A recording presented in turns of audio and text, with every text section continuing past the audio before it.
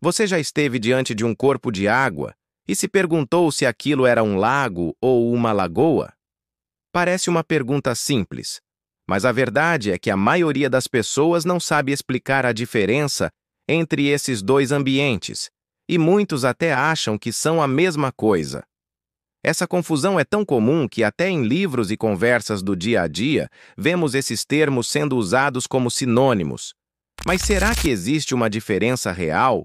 Ou é só questão de costume na linguagem? Hoje, vamos desvendar esse mistério da natureza e explicar de forma simples e científica a diferença entre um lago e uma lagoa. Então, já se prepara, porque eu vou te levar por uma viagem fascinante pelo mundo dos ecossistemas aquáticos, mostrar curiosidades que provavelmente você nunca ouviu falar e fazer você nunca mais olhar para uma paisagem natural do mesmo jeito. Antes de entender a diferença, vamos imaginar uma cena. Pense em uma lagoa tranquila no interior, cercada de árvores, onde você pode ver o fundo com clareza e até observar peixinhos nadando calmamente. Agora, compare isso com um lago enorme, com águas profundas e largas, tão grande que você nem consegue ver a outra margem. Percebe que mesmo sem conhecer a definição exata, nossa mente já cria uma diferença entre os dois? Essa percepção tem muito a ver com a realidade, porque lagoas geralmente são menores, rasas e mais acessíveis, enquanto lagos podem ser gigantescos e muito profundos. Mas calma, porque essa explicação vai muito além do tamanho. A principal diferença entre um lago e uma lagoa está relacionada não apenas ao tamanho, mas também à profundidade e à dinâmica da água. Um lago é considerado um corpo de água doce de grandes dimensões, geralmente profundo o suficiente para que, em algumas partes, a luz do sol não consiga chegar ao fundo. Isso faz com que lagos tenham uma estratificação de camadas de água. Na superfície, ela é mais quente e iluminada, enquanto nas profundezas a temperatura cai e há menos oxigênio. Essa característica cria ecossistemas aquáticos complexos, com espécies diferentes vivendo em cada camada. Já uma lagoa, por definição, é menor e mais rasa. A luz do sol atinge praticamente todo o fundo, o que facilita o crescimento de plantas aquáticas e torna a lagoa um ambiente muito rico em biodiversidade, mesmo sendo menor. Outro detalhe importante é que lagos geralmente são formados por processos naturais, como movimentação de placas tectônicas, atividade vulcânica ou derretimento de geleiras.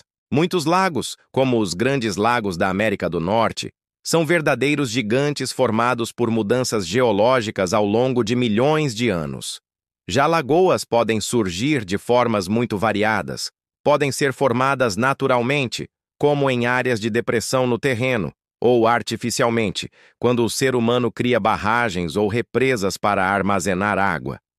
Por isso, é comum vermos pequenas lagoas em fazendas, parques ou áreas rurais. Agora, você pode estar se perguntando: existe um tamanho exato que define se é lago ou lagoa?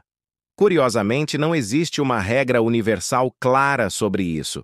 Cada país, cada cultura e até cada região pode usar os termos de formas diferentes.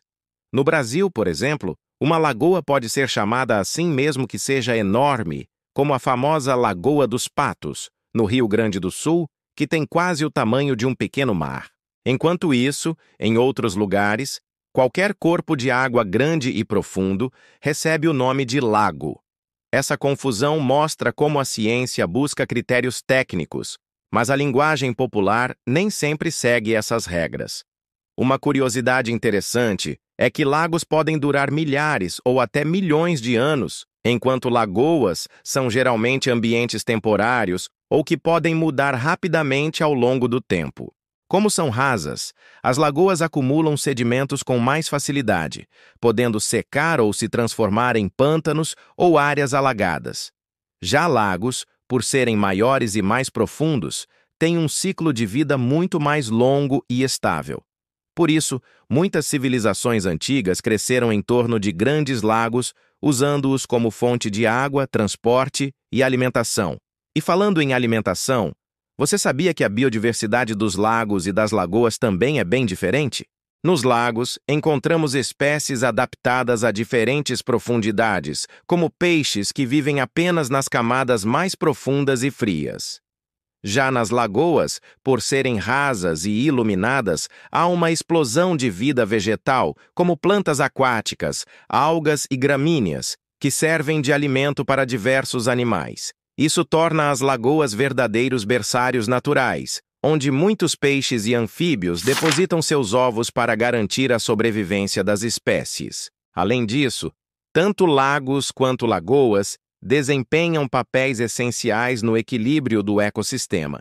Eles funcionam como reservatórios naturais de água, ajudam a regular a temperatura do ambiente, servem de abrigo para aves migratórias e são fundamentais para a biodiversidade local. Infelizmente, esses ambientes também estão entre os mais ameaçados pelo impacto humano. A poluição, o desmatamento, a urbanização e o uso excessivo da água colocam em risco milhares de lagos e lagoas pelo mundo. Entender suas diferenças é também entender como proteger esses espaços tão importantes. Mas vamos voltar à pergunta inicial. Como saber de uma vez por todas se você está diante de um lago ou de uma lagoa? Pense em 3 pontos principais: tamanho, profundidade e dinâmica ecológica. Se for um corpo de água grande, profundo, com camadas distintas de temperatura e uma longa história geológica, provavelmente é um lago. Se for menor, raso, cheio de vida vegetal e possivelmente temporário, então é uma lagoa. Simples, não é?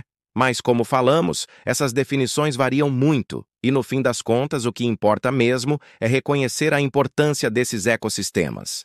E tem mais uma coisa.